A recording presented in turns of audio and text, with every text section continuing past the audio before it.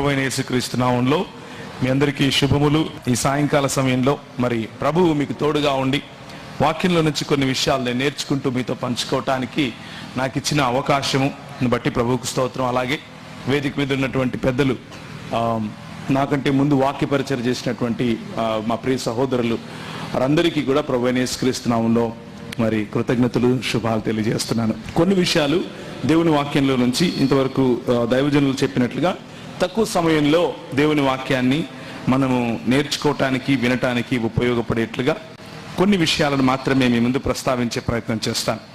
ఇంతవరకు కమల్ గారు మనకు గుర్తు చేసినట్లుగా మనస్సు, మాదిరి మరియు మాటలో మనకు హెచ్చరించారు. ఆ మూడు విషయాలను బట్టి మనల్ని హెచ్చరించారు. క్రైస్తవ సముదాయం ఈ రోజుల్లో వారు ఎటువంటి పరిస్థితి గుండా వెళుతున్నారు, ఎటువంటి మాదిరి గుండా వెళుతున్నారు, ఎటువంటి మనస్సును కలిగి ఉన్నారు, ముఖ్యంగా క్రైస్తవ సముదాయంలో ఉన్న నాయకులకు కూడా ఈ విషయాలు వర్తిస్తాయి అని మరి ఉన్నది ఉన్నట్లుగా మీ ముందు చెప్పాలి. కనుక క్రైస్తవ నాయకులకు మరియు క్రైస్తవ విశ్వాసులకు అన్న తేడా లేకుండా ఈ మూడు విషయాలలో కూడా మనల్ని మనము హెచ్చరించుకోవలసినటువంటి సమయం ఇది.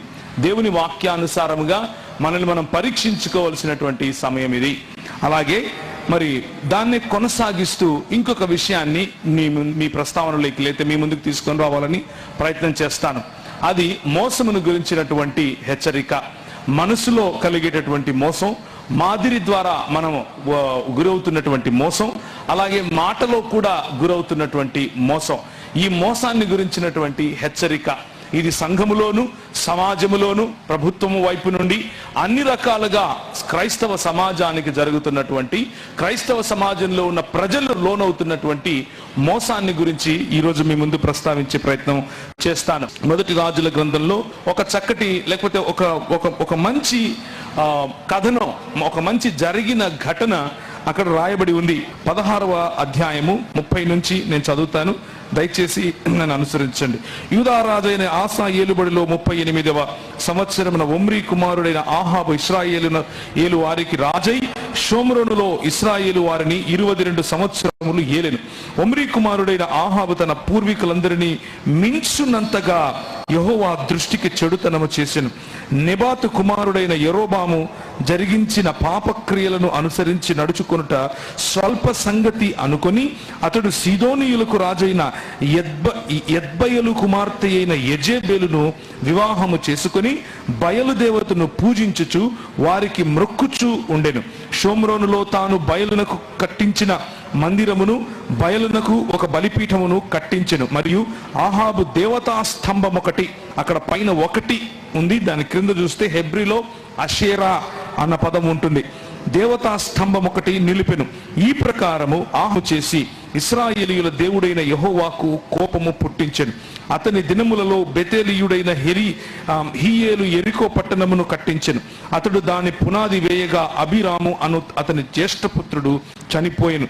దాని గౌనుల నెత్తుగా అంటూ జరిగిన విషయాలు మనం అక్కడ చూస్తాం. ఆ సమయంలో, ఆ నేపథ్యంలో ఆహాబు యొక్క రాచరికము వచ్చిన సమయంలో, యెజెబెలు యొక్క ప్రభుత్వము ఆ ప్రాంతంలో విస్తరించిన సమయంలో గిలాదు కాపురస్తుల సంబంధీయును తిష్పీయుడైనటువంటి ఏలియా ఆహాబు వద్దకు వచ్చి, ఆల్ ఆఫ్ ఎ సడన్ ఈ సీన్ జరుగుతోంది.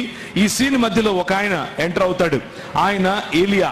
ఆ ఏలియా ఆయన ముందుకు వచ్చి, దాదాపు ఇది జరిగినప్పుడు ఆయన వయస్సు ఎంత ఉంటుంది అన్న దాఖలాలు మన దగ్గర లేకపోయినప్పటికీ ఆయన ఇది మొదలుకొని 3 సంవత్సరములు, ఆ తర్వాత ఒక 40 దినాలు, ఆ తర్వాత కొన్ని దినాలు ఆయన గడిపినటువంటి సమయాన్ని గనక క్యాల్కులేట్ చేస్తే దాదాపు మధ్య వయస్కుడు తర్వాత, అంటే 45-50 సంవత్సరాల వయసులో ఉండొచ్చు అన్నటువంటి, లేకపోతే రాజులను పట్టాభిషేకం చేసేటటువంటి వయస్సు ఉండవచ్చు అన్నది ప్రజల యొక్క అంచనా. థియోలోజియన్స్ అలా అంచనా వేస్తారు. అలాంటి వయసు ఉన్నటువంటి ఒక ఏలియా అనేటటువంటి ప్రవక్త వచ్చి ఆయన అంటాడు, ఎవని సన్నిధిని నేను నిలబడి ఉన్నానో ఇశ్రాయేలు దేవుడైన ఆ యెహోవా జీవము తోడు, నా మాట ప్రకారముగాక ఈ సంవత్సరములలో మంచైనను వర్షమైనను పడదని ప్రకటించను. పిమ్మట యెహోవా వాక్కు అతనికి ప్రత్యక్షమై, నీవు ఇచ్చటి నుండి తూర్పు వైపునకు పోయి యోర్దానుకు ఎదురుగా కెరీతు వాగు దగ్గర దాగియుండుము, ఆ వాగు నీరు నీవు త్రాగుదువు, అచ్చట నీకు ఆహారము తెచ్చినట్లు నేను కాకోలములకు ఆజ్ఞాపించి తినని అతనికి తెలియజేయగా, అలాగే ఉదయము సాయంత్రము ఆయనకు అవసరమైనటువంటి భోజన పానీయాలను కాకోలములు తీసుకుని రావటం మనం చూస్తాం. ఏలియా సంఘమునకు, సంఘ నాయకునికి ప్రతీకగా ఉంటే, ఆహాబు మరియు యెజబెలు సంఘానికి పట్టినటువంటి మోసపూరితమైన చెరగా మనం ఈరోజు సాయంకాలము చూసి గమనించి నేర్చుకునే అవకాశం ఉంది.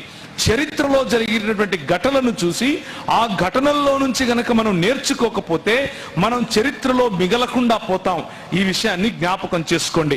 రాజుల గ్రంథము, దినవృత్తాంతముల గ్రంథము, సమూయేలు గ్రంథము అన్నవి చరిత్రకు సంబంధించినటువంటి విషయాలు. చరిత్రలో జరిగిన ఘటనలు, ఆ ఘటనల్లో రాజులుగా నిలబడినటువంటి వారు తీసుకున్న నిర్ణయాలు, ఆ రాజులుగా, ప్రభుత్వాలుగా అప్రెసింగ్ అంటే అదిమి వేసేటటువంటి, కుదించి వేసేటటువంటి, ఇంకా కట్టడల చేత, ట్యాక్సుల చేత మనల్ని నిలిపివేయాలి, నిలువరించాలి, సమాజాన్ని ఎదగకుండా చేయాలి అన్న కుతంత్రపు ఆలోచన కలిగినటువంటి సమాజంలో ఒక ప్రవక్తగా నిలబడటం, ఒక వెలుగు దివ్యగా నిలబడటం, ఒక లైట్ హౌస్ గా నిలబడటం ప్రభు మనకిచ్చినటువంటి బాధ్యత.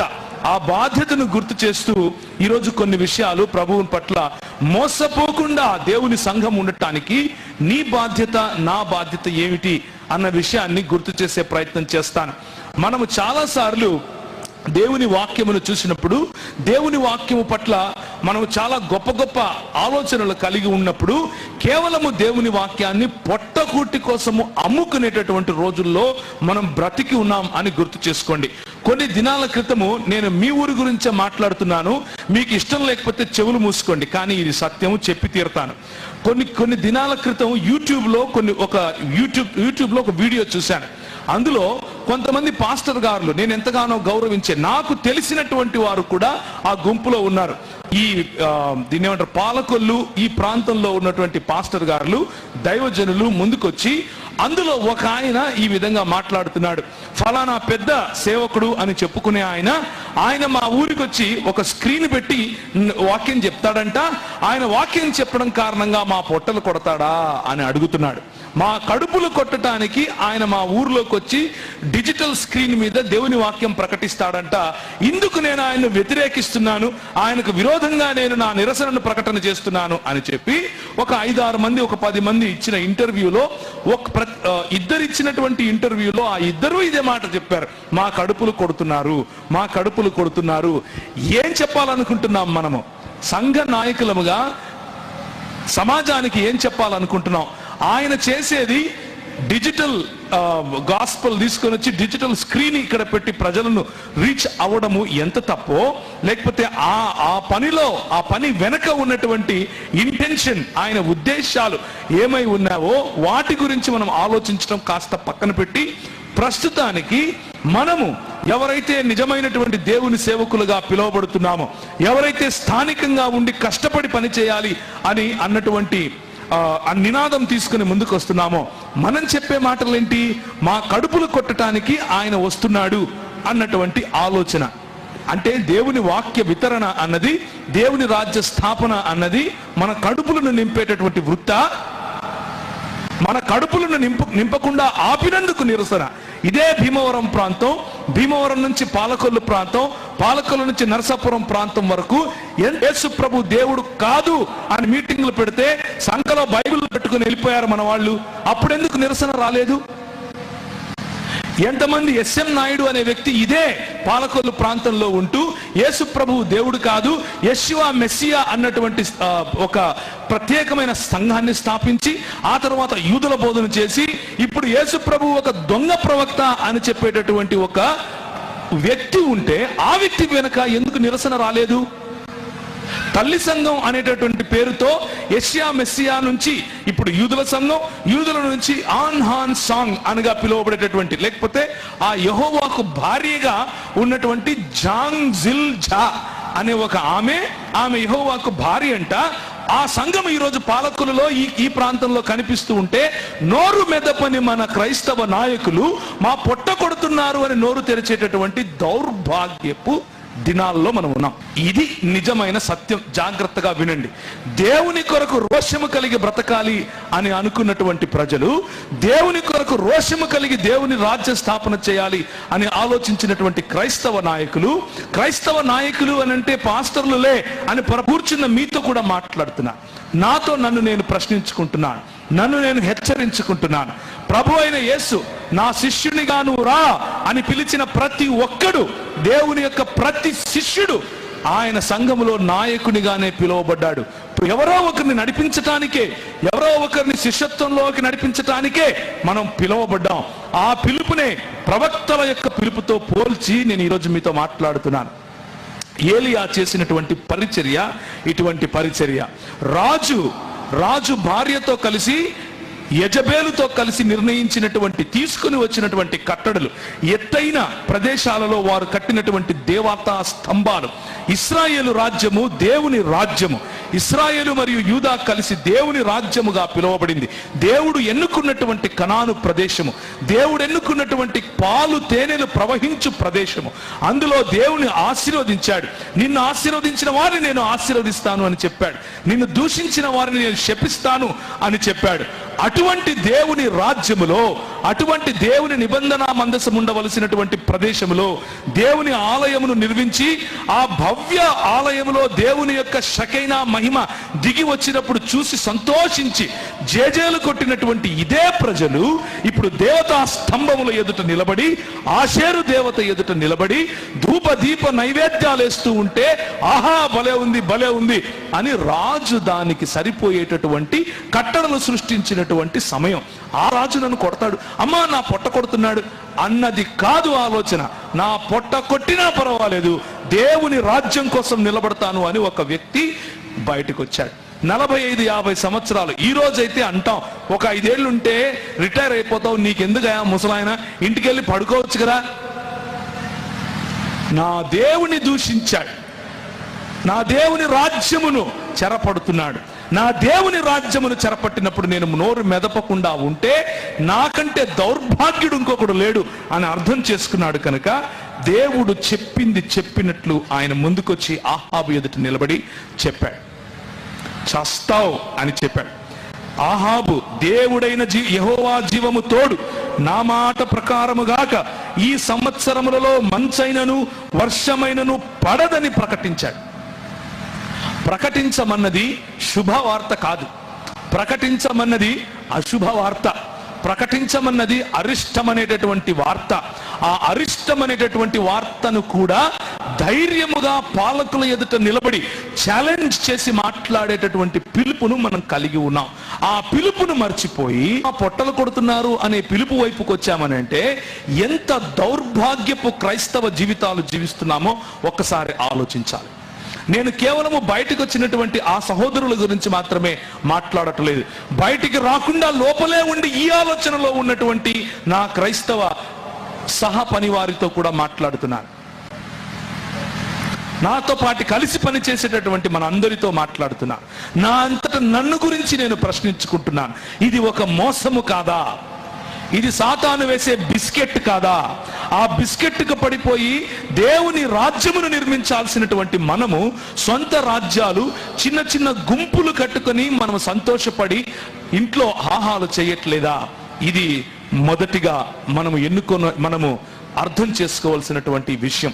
యేసు ప్రభువు కొరకు రోషము కలిగి జీవించండి అని అంటే, ఎవరో వేరే వాళ్ళు వచ్చి నా పొట్ట కొడుతున్నారు అని నా పొట్ట కోసము రోషము కలిగి జీవిస్తే ప్రభు అంటాడు, నీ పొట్టే నీకు దేవుడు.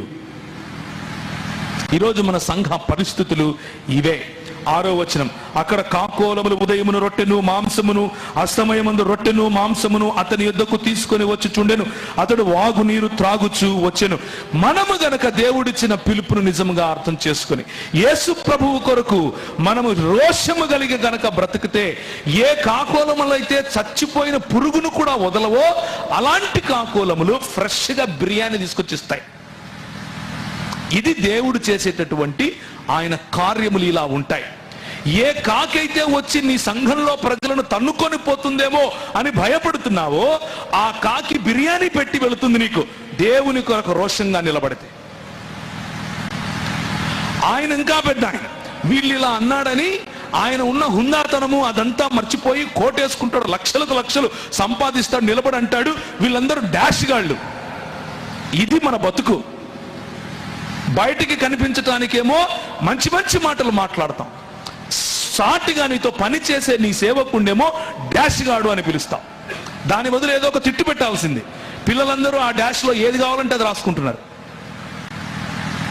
Shame on us, my brothers, my sisters. మనకు సిగ్గుండాలి. ఇటువంటి క్రైస్తవ జీవన విధానం ప్రభువు కోరుకున్నదా అన్న విషయాన్ని మనం ఆలోచించాలి. రోషము కలిగి బ్రతకాల్సిన దినాలలో, రోషము కలిగి ప్రభుత్వాన్ని ప్రశ్నించాల్సిన దినాల్లో ఒక ఆయన అంటాడు, నా దగ్గర ఒక 5 మంది ఉన్నారు, ఒక 10 మంది ఉన్నారు, ఒక లిస్టు రాసుకుని 5,000 కోసం అప్లై చేస్తాను అని అంటాడు. వాళ్ళు బిస్కెట్లు వేస్తారు, మీరు తినండి, ఆ తర్వాత తోక ఊపుకుంటూ. ఇది సాతాను వైపు నుంచి వచ్చేటటువంటి బిస్కెట్ కాదా? ఆలోచించండి. కాకోలముల చేత ఆయన మన కడుపును నింపగలవాడు. కడుపు కోసం మనము పని చేయకూడదు. అంతటా యెహోవా వాక్కు అతనికి ప్రత్యక్షమై ఇలాగు సెలవిచ్చెను, నీవు సీదోను పట్టణ సంబంధి అయిన సారేపెతు అను ఊరికి పోయి అచ్చట ఉండుము. నిన్ను పోషించుటకు అచ్చటనున్న ఒక విధవరాలికి నేను సెలవిచ్చి తిని. అందుకతడు లేచి సారేపెతునకు పోయి పట్టణపు గవిని యుద్ధకు రాగా ఆ విధవరాలు అచ్చట కట్టెలు ఏరుచుండెను. Look at this miracle.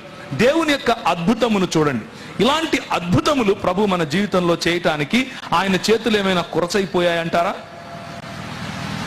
మనం బొచ్చ పట్టుకొని బయటికి వెళ్ళి అడుక్కోవాల్సిన దినాలు వచ్చాయంటారా?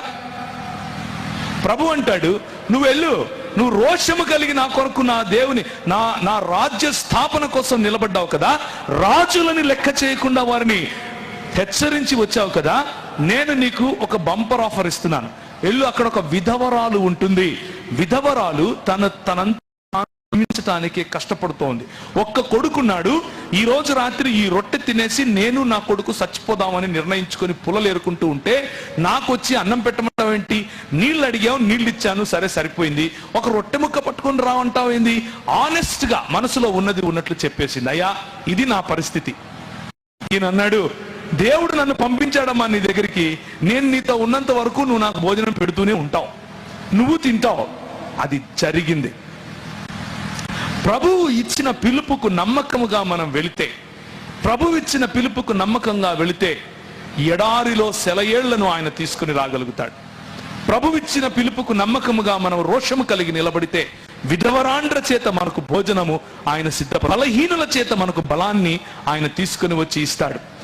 ప్రభు ఇచ్చిన పిలుపుకు నమ్మకంగా మనం నిలబడితే కాకోలముల చేత ఆయన మాట గురించి, ఆయన మరణము గురించి నీచమైన మాటలతో మీడియా ఎక్కి టెలివిజన్లకు ఎక్కి మాట్లాడుతూ ఉంటే నోరు మెచ్చి నా పొట్ట కొడుతున్నారు అని నోరు మెదుపుతున్నారు అని అంటే మనకు ఏది ప్రాముఖ్యమో ఒకసారి ఆలోచించుకోవలసినటువంటి సందిగ్ధావస్థలో మనం ఉన్నాం. అలాంటి దౌర్భాగ్యపు పరిస్థితిలో మనం ఉన్నాం. దీన్నే సంఘములో ఉన్న మోసము అని నేను మీకు తెలియజేయాలనుకుంటున్నాను. సంఘములో, సంఘ నాయకత్వములో మీలో నాలో ఉన్న మోసము అని చెప్తున్నాను. మీలో అని ఎందుకంటున్నానో ఒక మాట చూడండి. ఇది అయిపోయిన తర్వాత 18వ వచనం, అని సారేపెతు గ్రామములో ఉన్నటువంటి ఈ స్త్రీ జరిగినటువంటి ఆ విశ్వాస క్రమములో జరిగినటువంటి మరణ పునరుత్థానములు, వీటి గురించి నేను మాట్లాడట్లేదు, ప్రస్తుతానికి ముందుకెళ్తున్నాను. 3 సంవత్సరాలు అయిపోయాయి. అప్పుడు అహాబు తన గృహ నిర్వాహకుడగు ఓబద్యాను పిలిచెను. ఓబద్యా యెహోవా యందు భయభక్తులు గలవాడై యెజబెలు యెహోవా ప్రవక్తల నిర్మూలము చేయుచుండగా గుహలో ఏబదేసి మందిగా 100 దాచి అన్నపానీయములిచ్చి వారికి పోషించెను. ఓబద్యా వంటి నాయకులు ఈరోజు మనకు కావాలా వద్దా? పాలకులు ఉన్నారు, పాలకులతో పాటు పని చేస్తున్నాడు, పాలకులతోనే ఉన్నాడు, కానీ దేవుని రాజ్య సంరక్షణ కోసం, దేవుని రాజ్య విస్తరణ కోసం, దేవుని రాజ్యంలో మిగిలి ఉన్న కొంతమందినైనా కాపాడుకోవాలి అన్నటువంటి ఆశతో ఆయన రిస్క్ తీసుకుని మరి యెహోవా ప్రవక్తలను 100 మందిని కాపాడుకుంటూ వస్తున్నాడు. 100 మందిని కాపాడుకుంటూ వస్తున్నాడు. పరిస్థితి ఏమిటి? సంఘం మోసపూరితమైనటువంటి పరిస్థితి ఏమిటి? మన ప్రవక్తలను ఎక్స్పోజ్ చేయాలి, అవతలి వాడికి మనం బాగుగా, వాడి దగ్గర గుడ్ బుక్స్ లో ఉండాలి. మంచి బుక్స్ లో అక్కడ ఉండాలి, మన వాళ్ళను మనం ఎక్స్పోజ్ చేయాలి. ఇది ఈరోజు మన పరిస్థితి. చాలా దయనీయమైన పరిస్థితిలో క్రైస్తవ సంఘం ముఖ్యంగా ఆంధ్రప్రదేశ్ తెలంగాణలో ఉంది అన్న విషయాన్ని జ్ఞాపకం చేసుకోండి. యువకులు కూర్చుని ఉన్నారు, యువకులు వింటున్నారు, యువతులు చూస్తున్నారు. సంఘం ఎలాంటి నిర్ణయాలు తీసుకుంటోంది, ఏ పక్షంగా మాట్లాడుతోంది, ఏ పక్షంగా స్వార్థపూరితంగా నిర్ణయాలు తీసుకుని ముందుకు వెళ్తోంది అన్నది చూస్తున్నారు, వింటున్నారు. మనం ఎటువంటి భావితరాన్ని కడుతున్నామో ఒకసారి ఆలోచించుకొని మన నిర్ణయాలు మనం తీసుకోవాలి. మన పిల్లలు రేపు మనల్ని ఏమని ప్రశ్నిస్తారో, మన పిల్లలు రేపు ఎటువంటి క్రైస్తవ్యాన్ని భారతదేశానికి పరిచయం చేస్తారు అన్న ఇంగితము కూడా మర్చిపోయి మరి ఈ రోజుల్లో నీరు గారిపోయిన రోషము లేని క్రైస్తవ జీవన విధానంలో గనుక మనం ఉంటే మనల్ని మనం ప్రశ్నించుకోవాల్సినటువంటి సమయం ఇది. ఆ ఓబద్యను పిలిచి, గడ్డి లేదురా నాయనా, జంతువులన్నీ చచ్చిపోతున్నాయి, వెళ్ళి గడ్డి ఏమైనా ఉంది చూడుపో అని అంటే ఓబద్య గారు లేచి బయలుదేరలేరు. అక్కడి నుంచి ఏలియా వస్తున్నాడు. ఎందుకు వస్తున్నాడు? సరే వెళ్తాను అని బయలుదేరి వెళ్ళి చెప్తూ ఉంటే మధ్యలో కలిసి నా ఏలినవాడవైన ఏలియావు నీవే కదా అని అడగగా అతడు నేనే అని చెబితే, నీ ఏలినవాడి దగ్గరకు పోయి ఏలియా ఇచ్చట ఉన్నాడని తెలియజేయము అని చెప్పినందుకు ఓబద్య, ఇది బాగుంది, నేను సావాలని చెప్తున్నావా ఇలాంటి పనులు? నేనేమో ఆయన నుంచి కాపాడుకోవటానికి ఆయన భార్య అందరినీ చంపేస్తూ ఉంటే ఒక గుహలో 50 మందిని, ఇంకో గుహలో 50 మందిని, 50 మంది వేసి చొప్పున 100 మందిని నేను కాపాడుకుంటూ ఉంటే ఇప్పుడు నేను వెళ్ళి ఏలియా ఉన్నాడని చెప్పాలా? అంటే నన్ను చంపాలని నువ్వు ప్లాన్ వేసావా? ఏమయ్యా ఇలా చేస్తున్నావు? దారిలో కనిపిస్తే నమస్కారం పెడితే నువ్వేమో నాకు ఇంత పనిచ్చావేంటి అని అంటే ఆయన అంటాడు, అయితే నేను నీ యుద్ధ నుండి పోవు క్షణమందే యెహోవా ఆత్మ నాకు తెలియని స్థలమునకు నిన్ను కొనిపోవును. అప్పుడు నేను పోయి ఆహాబునకు వర్తమానము తెలియజేసి తరువాత నీవు అతనికి కనబడిన యెడల అతడు నన్ను చంపివేయును. యెజబేలు ఆరాధించేటటువంటి బయలుదేవుని ప్రవక్తలను ఆమె ముందుకు తీసుకుని రావడం కోసం యెహోవా ప్రవక్తలను నాశనం చేస్తూ ఉంటే లోకానికి సంఘానికి మధ్య జరుగుతున్నటువంటి ఈ సంఘర్షణ, సంఘములోనికి చొచ్చుకొని రావాలి అన్నటువంటి సంఘర్షణ, లోకములో ఉన్నటువంటి లోక ఆశలకు, లోక పొట్టకు అమ్ముడుపోయినటువంటి క్రైస్తవ నాయకులు యెజబేలు సంతానములాగా, యెజబేలు ప్రవక్తలలాగా సంఘములోనికి చొరబు అస్తవేమో నన్ను చంపుతాడు ఆయన అని బదిపడుతున్నాడు. అందుకే ఏం భయం లేదు, నువ్వు వెళ్ళి చెప్పు, నేను వచ్చి ఎదుర్కొంటాను అని అన్నాడు. ఇప్పుడు చూడండి ఎంత చక్కటి మాట రాయబడి ఉందో. అప్పుడు ఆహాబు, నన్ను చంపునట్లుగా నీ ఏలిన వాని దగ్గరకు పోయి ఏలియా ఇచ్చట ఉన్నాడని చెప్పుమని నీవు నాకు ఆజ్ఞిస్తున్నావు కదా అని చెప్పిన తర్వాత 17వ వచనం, ఆహాబు ఏలియాను చూచి, ఎందుకు 16వ వచనంలో, అంతటా ఓబద్య ఆహాబును ఎదుర్కొనబోయి ఆ వర్తమానమును తెలియజేయగా ఏలియాను కలుసుకొనుటకై ఆహాబు బయలుదేరెను. సిటిజన్షిప్ అని అందులో లేని వాళ్ళని తీసుకెళ్లి ఒక డిటెన్షన్ క్యాంప్ లో పెడుతున్నారంట. క్రైస్తవులకు అదే గతి పట్టబోతుందని కొంతమంది బోగట్ట, అది ఎంత మాత్రం నిజమో నాకు తెలియదు, ఆలోచించి మీరే నిర్ణయం తీసుకోవాలి. ఆ రోజులు వస్తాయి, ప్రభుత్వాలు మనల్ని సెక్యూర్ చేసే ఆ రోజులు వస్తాయి. ప్రభుత్వాలు నువ్వు మతం మారినందుకు ఈ దేశస్థుడివి కాదు అని చెప్పే రోజులు వస్తాయి. ఆ రోజులు వచ్చినప్పుడు ఏలియా వంటి జీవితం కలిగి ఉంటామా, ఓబద్యా వంటి జీవితం కలిగి ఉంటామా, లేకపోతే మిగిలిన వారిలాగా మనము కూడా ఆహాబు పిలిచేటటువంటి యెజబేలు యొక్క ప్రవక్తలలాగా మారిపోతామా అన్న రోజులు, ఎవరిని మనం ఎన్నుకోవాలి అన్న రోజులు రాబోతున్నాయి, త్వరలోనే రాబోతున్నాయి. సంఘము జాగ్రత్త పడాలి. ఏలియాను కలుసుకోవటానికి ప్రభుత్వం దిగి వస్తా ఉంది, ఏలియాను కలుసుకోవటానికి రాజు దిగి వస్తున్నాడు. రాజు దిగి వచ్చి అంటున్నాడు, ఇశ్రాయేలు వారిని శ్రమ పెట్టువాడవు నీవే కదా. ఆయన అంటాడు, నేను కాదురా నాయన, ఇశ్రాయేలు నీవు నీ పెద్దలైనటువంటి నీ తాత తండ్రులు ఆరాధించినటువంటి యెహోవా దేవుణ్ణి విడిచిపెట్టి నీ సొంతంగా నీవు నీ భార్య కలిసి దేవుని రాజ్యములో యెజబేలు రాజ్యాన్ని తీసుకుని రావాలని ప్రయత్నం చేస్తున్నావు కదా. నీ పొట్ట నీకు దేవుడయ్యాడు కదా, నీ రాజ్యము నీకు దేవుడయ్యాడు కదా. ఉన్నతమైన స్థలాలలో స్తంభాలు కట్టించి దానికి దీప నైవేద్యాలు వేస్తున్నావు కదా, ఆషేరు దేవతను చేసుకున్నావు కదా, అది నీకు శాపకరంగా మారింది అని ప్రకటించాడు. అక్కడే రాసిన చూడండి కావాలంటే. ఇశ్రాయేలు వారిని శ్రమ పెట్టువారై ఉన్నారు. అయితే ఎందుకు శ్రమ పెట్టువాడు నీవే కదా అంటే, అతడు నేను కాను, యెహోవా ఆజ్ఞలను గైకొనక బయలుదేవతను అనుసరించు నీవును నీ తండ్రి ఇంటి వారును ఇశ్రాయేలు వారిని శ్రమ పెట్టువారై ఉన్నారు. ప్రియమైనటువంటి దేవుని సంఘమా, ఈ విషయాన్ని జ్ఞాపకం చేసుకోండి. సంఘములో ఉన్నటువంటి మోసము మన నాయకులు తీసుకునే నిర్ణయాల కారణంగా జరుగుతుంది. మన నాయకులు తీసుకునే నిర్ణయాలు, మన నాయకులు వెళ్ళే పోకడలు, రోషము లేని చేవ చచ్చిపోయినటువంటి పోకడలు. యేసు ప్రభువును నిందిస్తే పర్వాలేదు, ఆయన తల్లిని నిందిస్తే పర్వాలేదు, క్రైస్తవ సంఘాన్ని నిర్వీర్యం చేసే నిర్ణయాలు తీసుకుంటే పర్వాలేదు, కానీ వేరే ఆయన వచ్చి సంఘం పెడితే నా పొట్ట కొడుతున్నాడు అని బయటకు వస్తున్నాం చూసారా? అటువంటి ఆలోచన పద్ధతి, అటువంటి దృక్పథం మనల్ని ఈ సమాజములో ఉండకుండా, మనం ఒక సంఘటితమైనటువంటి సంఘంగా ఉండకుండా చీల్చి పారేయటానికి యెజబేలు ఆలోచన కలిగిన వారు పన్నుతున్నటువంటి పన్నాగం. దానికి బలి అవ్వకుండా ఉండటమే మొట్టమొదటిగా మనం చేయాల్సింది. అప్పుడు ఏలియా రోషము కలిగి సంఘములో ఉన్నటువంటి 18వ వచనం, ఏలియా జనులందరి దగ్గరకు వచ్చి, ఎన్నాళ్ల మట్టుకు మీరు 2 తలంపుల మధ్య తడబడుచుందరు? యెహోవా దేవుడైతే ఆయనను అనుసరించుడి, బయలు దేవుడైతే వానిని అనుసరించుడి. It's a simple question my brothers, my sisters. ఎన్ని నాళ్ళని 2 పడవల మీద కాళ్ళు పెడతారు? 10 ఏళ్ళు అయిపోయింది, 20 ఏళ్ళు అయిపోయింది, 30 ఏళ్ళు అయిపోయింది, 50 ఏళ్ళు అయిపోయింది. ఇప్పటికీ ఇంకా అదే కులంలోనే నేను ఉంటాను అని అంటారు. ఇప్పటికీ అదే సామాజిక వర్గంలోనే నేను నా ఐడెంటిటీ అని అంటారు. పెళ్లి చేసుకునే దగ్గర కులం కనిపిస్తుంది. ఏ సంఘానికి వెళ్తున్నావో కులం చెప్పి వెళ్తావు. ఇంకా ఎన్ని నాళ్ళని ఇలా ఉంటారు అని దేవుని వాక్యం చాలా స్పష్టంగా పిలుస్తోంది. అయితే అటుండండి, లేకపోతే ఇటుండండి. ఒక రోజు రాబోతోంది, ఈ రానున్న 4-5 సంవత్సరాల్లోనే బహుశా జరగచ్చు.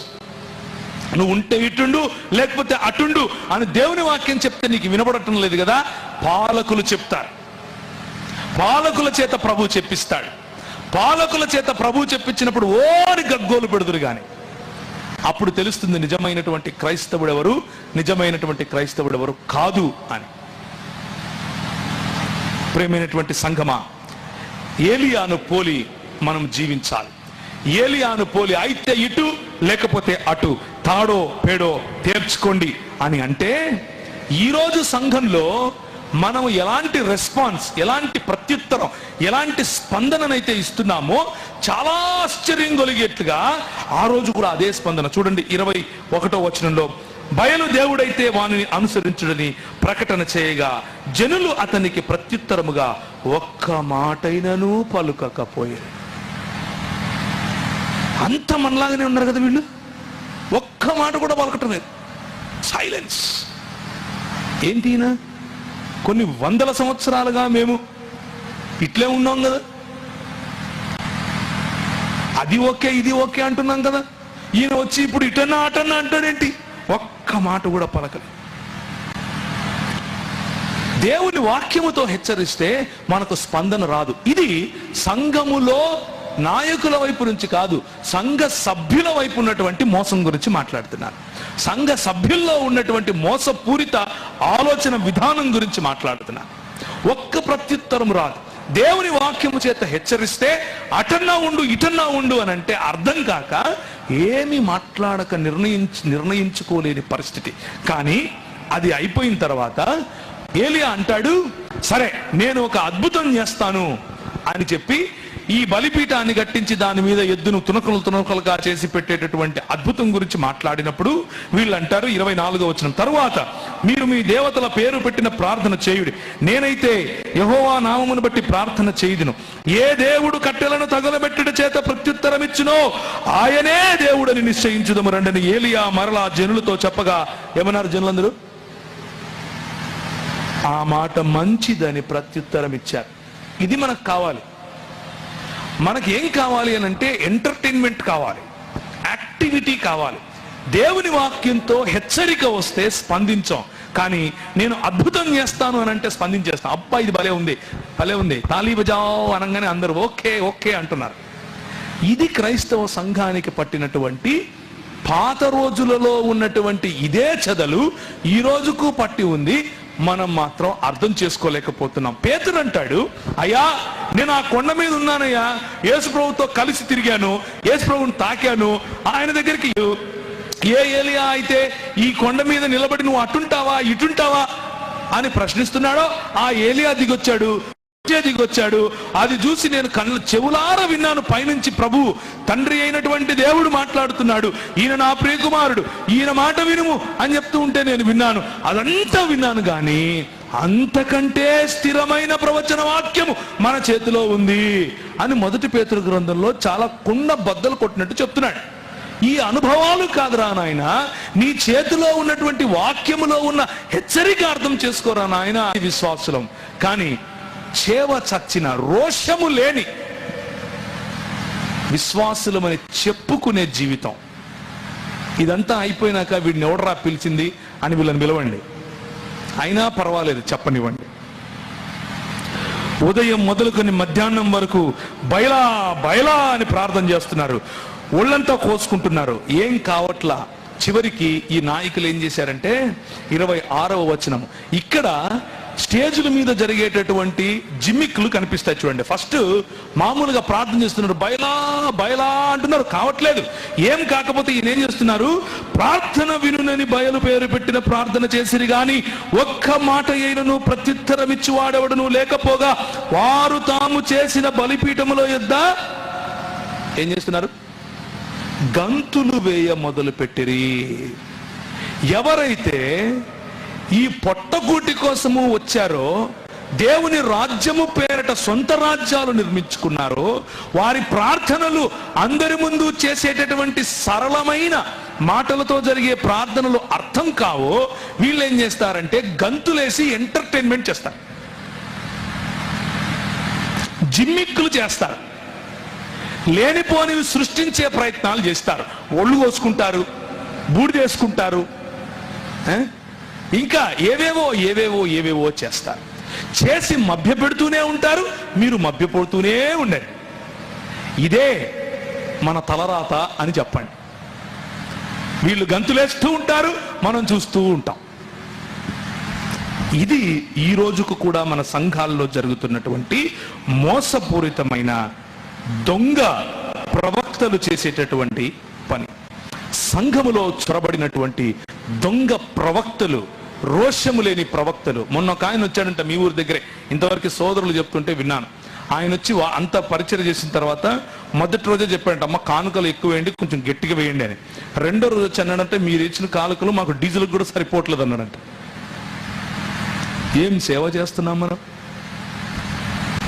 ఏం పరిచయం చేస్తున్నాం చూడండి. తిరుగులేని పరిచర్య.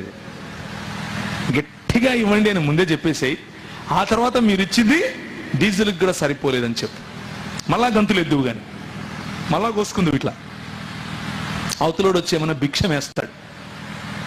What a shame on us, my brothers, my sisters, what a shame. ఇది దేవుని రాజ్య నిర్మాణమునకు మనం పనిచేసే పద్ధతి.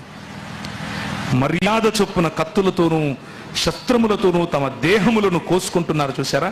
అలాగే మన మర్యాదలు మనం మొదలు పెట్టేసుకున్నాం. కానీ ఏలియా నిలబడతాడు. ఏలియా నిలబడి మాట్లాడి అంటున్నాడు, ఏమయ్యా వాడు దేవుడు అంట కదా, ఇంకా అరవండి, కేకలేయండి. దూరాన ఉన్నాడేమో వస్తాడు, ప్రయాణం చేస్తున్నాడో, సైకిల్ మీద వెళ్తున్నాడో, కారులో వెళ్తున్నాడో పిలవండి, నిద్రపోతున్నాడేమో లేపండి, నీళ్లు కొట్టండి కొంచెం. He's mocking at them. నేను ఎందుకు ఈ మాట చెప్తున్నానో తెలుసా? తన దేవుని ఎరిగిన వారు బలము కలిగి గొప్ప కార్యాలు చేస్తారు. తమ దేవునిని ఎరిగిన వారు ధైర్యం.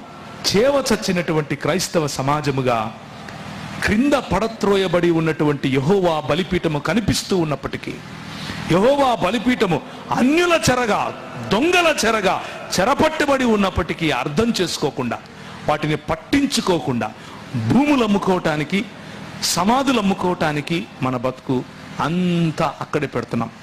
చూడండి ఏలియా చేసినటువంటి ఇంకొక పని. అప్పుడు ఏలియా నా దగ్గరకు రండని జనులందరితో చెప్పగా జనులందరూ అతని దగ్గరకు వచ్చిరి. అతడు క్రింద పడద్రోయబడి ఉన్న యెహోవా బలిపీఠమును బాగు చేసి, the call that we have today my brothers my sisters, మనకున్న పిలుపు ఏమిటి అనంటే పడద్రోయబడినటువంటి యెహోవా బలిపీఠమును తిరిగి నిర్మించాలి. పునర్నిర్మాణము అన్నటువంటి పనిలో ప్రభు మనల్ని పిలుస్తున్నాడు. అల్పసంఖ్యాకులమైనటువంటి మనము దేవుని రాజ్యమును భరతఖండంలో ఆయన బలిపీఠమును నిలబెట్టాలి. కులం అనే దాని వెనక దాచుకోవటం మన పని కాదు, దోచుకోవటం మన పని కాదు. మోసం అన్నది జరుగుతూ ఉన్నప్పుడు సంఘాల్లో లేచి నిలబడి మాట్లాడగలగాలి. లేచి నిలబడి పోయి ఇంకా నిలబోయి 3 సార్లు పోయి తొట్లు నిండిపోవాలి, పొర్లిపోవాలా. అయినా కానీ ప్రార్థన చేస్తే మండుతుంది. ఎందుకు అనంటే the passion that God gives you in your heart. నీ హృదయంలో దేవుడిచ్చినటువంటి ఆ కసి, దేవుని రాజ్య స్థాపన పట్ల ఆయన నామమునకు మహిమ కలగాలి, ఆయన నీ నామము పరిశుద్ధపరచబడును గాక అన్నటువంటి ప్రార్థన నువ్వు చాలా మంది ముస్లింలతో మేము మాట్లాడాము. ఇంగ్లీష్ హిందీ భాషల్లో చేశాం.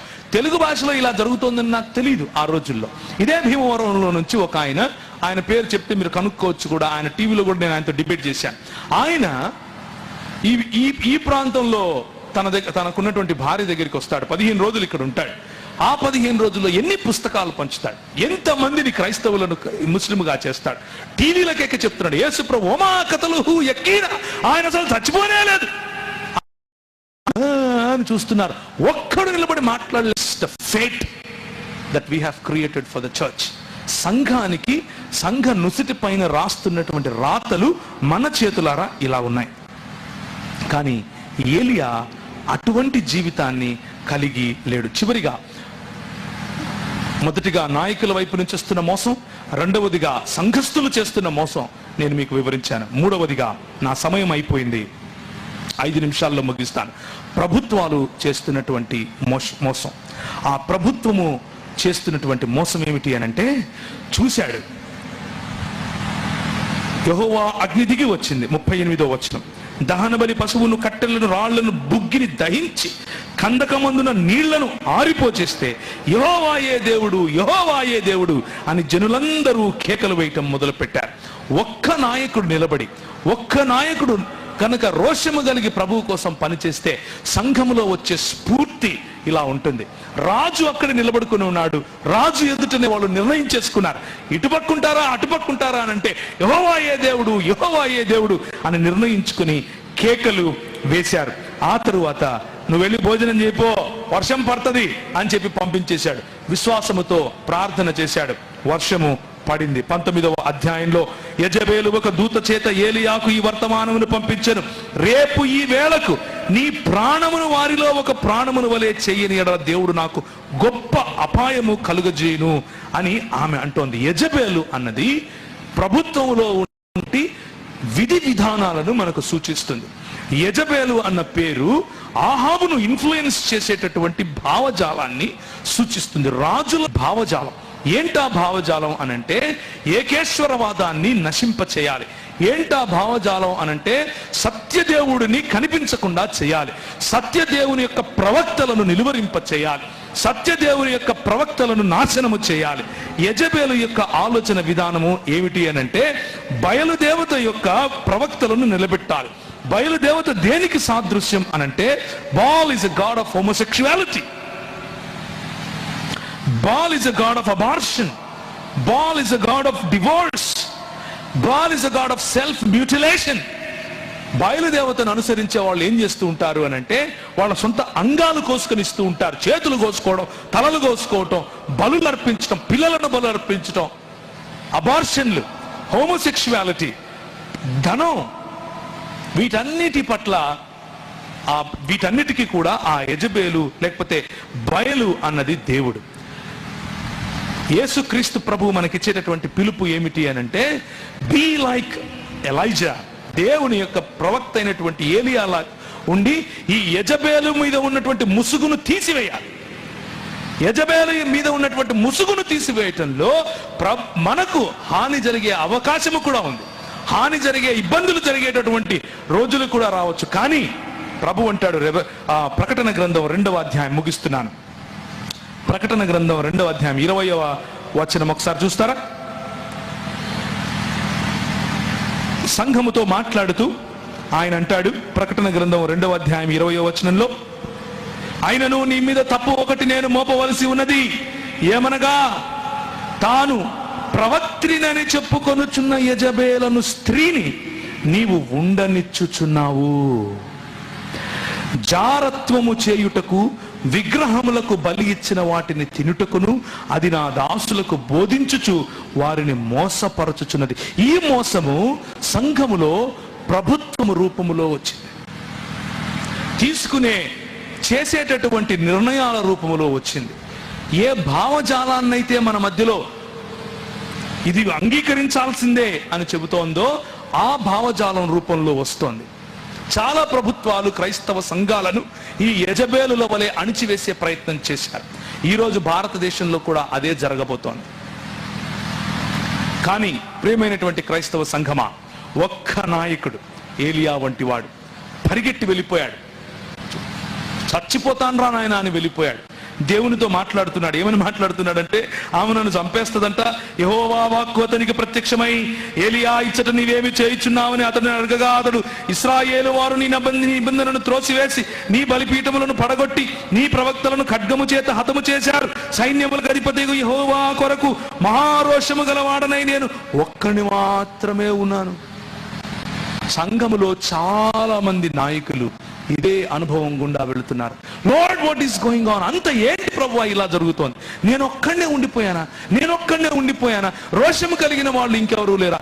Let me encourage you my brother, my sister. నువ్వు ఒక్కడివి వేల మందితో సమానం. ప్రభు అంటాడు, నువ్వు ఒక్కడివి కాదు నాయన, నేను వేల మంది నాకు ఇంకా మిగిలిన్నారు. 7,000 మంది. 18వ వచనం, మహారోషము గలవాడనే నేనున్నాను. ఆ తర్వాత ప్రభు అంటాడు, ఒక పర్వతం మీదికి వెళ్ళి 11వ వచనంలో, యెహోవా ఏమైంది? ఆ వైపునకు సంచరింపగా బలమైన పెనుగాలి, భయంకరమగు పర్వతములు బద్దలైపోయాయి, శిలలు చిన్నాభిన్నములవుతున్నాయి. కానీ యెహోవా ఆ గాలి దెబ్బ యందు ప్రత్యక్షము కాలేదు. భూకంపం వచ్చింది. ఆ తర్వాత భూకంపం అంతా వస్తే యెహోవా ఆ భూకంపములో ప్రత్యక్షం కాలేదు. ఆ భూకంపమైన తర్వాత మెరుపు పుట్టింది, కానీ ఆ మెరుపునందు యెహోవా ప్రత్యక్షము కాలేదు. ఇప్పుడు యెహోవా ఎక్కడ ప్రత్యక్షమయ్యాడో చెప్పాలి, కానీ వాక్యం ఇక్కడ కాలేదు అంటాడేంటి? అంటే మహాద్భుతములు గడగడగడగడగలాడిపోవాలి. నేను ప్రార్థన చేస్తే అంతా దాని ఏమంటారు, వణికిపోవాలి. వాటిల్లో కాదు దేవుని ప్రత్యక్షత. ఏం చేస్తున్నా అలాంటి పరిస్థితుల్లో, భయంకరమైన ఒంటరితనం అనేటువంటి పరిస్థితిలో, చుట్టూ చూస్తున్న గలిబిలిలో ప్రభు ఎలా ప్రత్యక్షమవుతున్నాడు చూడండి. మెరుపు ఆగిపోగా మిక్కిలి నిమ్మళముగా మాట్లాడు ఒక స్వరము వినబడెను. నీ మనస్సును మోసపరచుకోకుండా ఉంటే మిక్కిలి నిమ్మళముగా మాట్లాడు ఒక స్వరం నీకు వినబడుతుంది. ప్రియులారా, నీ ప్రవర్తనను మోసపుచ్చుకోకుండా హెచ్చరించిన మాటలను మనసులోకి తీసుకుంటే మిక్కిలి నిమ్మలముగా మాట్లాడు ఒక స్వరము మీకు వినబడుతుంది.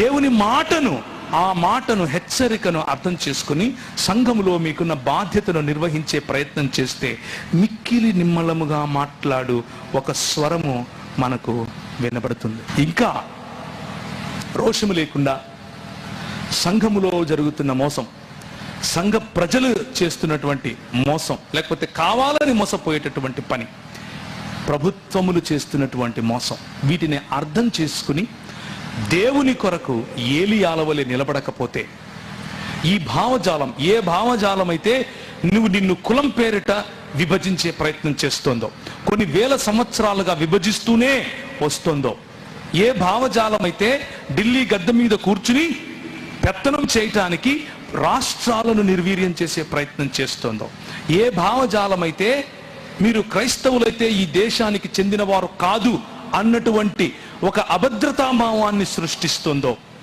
ఏ భావజాలం అయితే దళిత బలహీన బడుగు వర్గాలకు రావలసినటువంటి హక్కులను హరించే విధంగా ఈ మన దేశ రాజ్యాంగాన్ని మార్చే ప్రయత్నం చేస్తోందో, అందరూ వింటారని అనుకుంటున్నారా? వినడం కోసమే మాట్లాడుతున్నాను. అటువంటి పరిస్థితిలో కూడా ఆ మోసాన్ని అర్థం చేసుకోకుండా అమ్ముడుపోయే స్వభావం విడిచిపెట్టి దేవుని కొరకు దేవుని యొక్క రాజ్య స్థాపన కొరకు, రాబోయే రోజుల్లో మన పిల్లలకి ఇవ్వాల్సినటువంటి సంఘం కొరకు, మన పిల్లల చేతిలో పెట్టాల్సినటువంటి దేశము కొరకు, దేశము యొక్క సెక్యులర్ భావజాలాన్ని, దేశము యొక్క ఇది ఈ రోజులు నీవు నేను ఏలియాల వలె నిలబడవలసినటువంటి రోజులు, మోసపోకుండా జాగ్రత్త పడవలసినటువంటి రోజులు. మన మనసును, మన మాదిరిని, వాక్యమును లేకపోతే మాటను, ఆ మాటలో ఆ మనసుకు, మాదిరికి, మాటకు ఇచ్చినటువంటి హెచ్చరికను గనక మనం సరిగ్గా అర్థం చేసుకుంటే మోసము అన్నటువంటి హెచ్చరిక కూడా మనకు అర్థమవుతుంది. తలలు ఉంచుకుంటే ప్రార్థించుకుందాం. ప్రభు ఇదంతా జరిగిన తర్వాత ఏలియాకు చెబుతాడు, దయచేసి తలలు ఉంచుకోండి, ప్రభు వైపుకు చూడండి. అప్పుడు యెహోవా అతనికి ఇలాగూ సెలవిచ్చినదేమనగా, నీవు మరలి అరణ్య మార్గమున దమస్కునకు పోయి దానిలో ప్రవేశించి సిరియా దేశము మీద హజయేలునకు పట్టాభిషేకము చేయము. మై బ్రదర్స్, మై సిస్టర్స్, సహోదర సహోదరులారా, దేవుడు నిన్ను పిలిచింది పట్టాభిషేకము చేయటానికి, నాయకులను నిలబెట్టడానికి. ఏ భావజాలం అయితే దేవుని రాజ్యముతో ఏకీభవిస్తుందో ఆ భావజాలములో ఉన్న వారిని నాయకులుగా తర్బీదు చేయటానికి. 7,000 మంది నీకు తోడుగా ఇంకా ఉన్నారు అన్న విషయాన్ని మర్చిపోకుండా, నాకెందుకులే, నేనెందుకులే, నేనేం చేస్తానులే అన్న ఆలోచన కాకుండా, పొట్టకూటి కోసం వచ్చినటువంటి పరిచర్యలాగా కాకుండా, దేవుని రాజ్యమును నిర్మించే పరిచర్య, దేవుని రాజ్య విస్తరణ చేసే పరిచర్య, రాజులు సైతము దిగివచ్చి మాట్లాడే, దిగివచ్చి మనతో పరామర్శించే పరిచర్య, అలాంటి పరిచర్య కోసం ప్రభు మనల్ని ఆశీర్వదించినట్లుగా ప్రార్థించుకుందాం.